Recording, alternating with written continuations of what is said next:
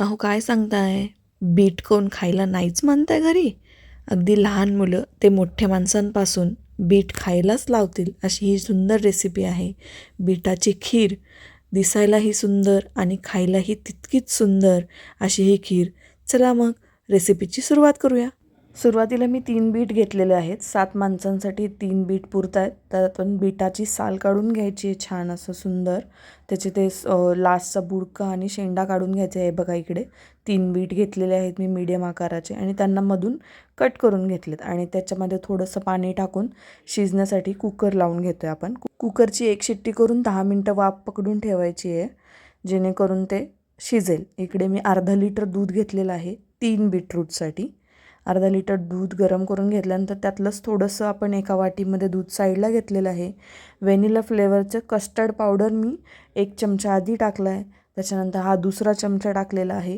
हे व्यवस्थित मिक्स करून घ्यायचं. तुम्हाला खीर जेवढी घट्ट हवी आहे त्यानुसार तुम्ही कस्टर्ड पावडरचा वापर करू शकता. ह्याच्याने छान फ्लेवर येतो.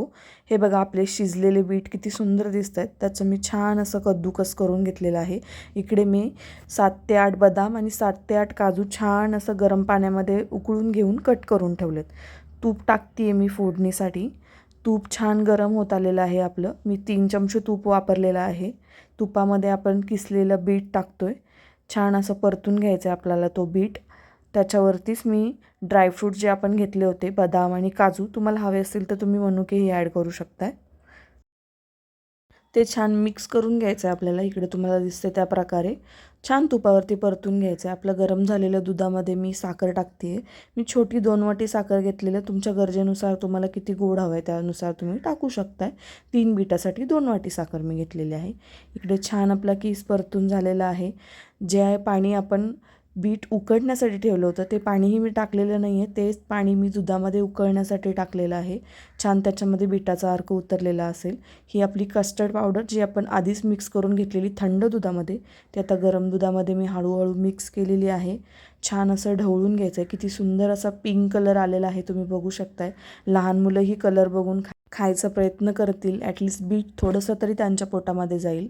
इकडं आपलं मिश्रण जे तयार झालं होतं परतून ते आपण ॲड केलेलं आहे. हे गरम होत आलं की 1 छोटा चमचा मी वेलची पावडर टाकून मिक्स केलेलं आहे. सुरुवातीचा पातळपणा आणि आत्ताचा घट्टपणा तुम्हाला जाणवत असेल, जो कस्टर्ड पावडरमुळे आलेला आहे. सुंदर असा कलर आलेला आहे. छान उकळी आली की आपल्याला गॅस बंद करून घ्यायचा आहे. हा बघा लास्ट व्ह्यू तुमच्यासाठी ठेवला आहे मी. एकदम अशी घट्टसर खीर आपली रेडी झालेली आहे. खायला एकदम सुंदर लागते आणि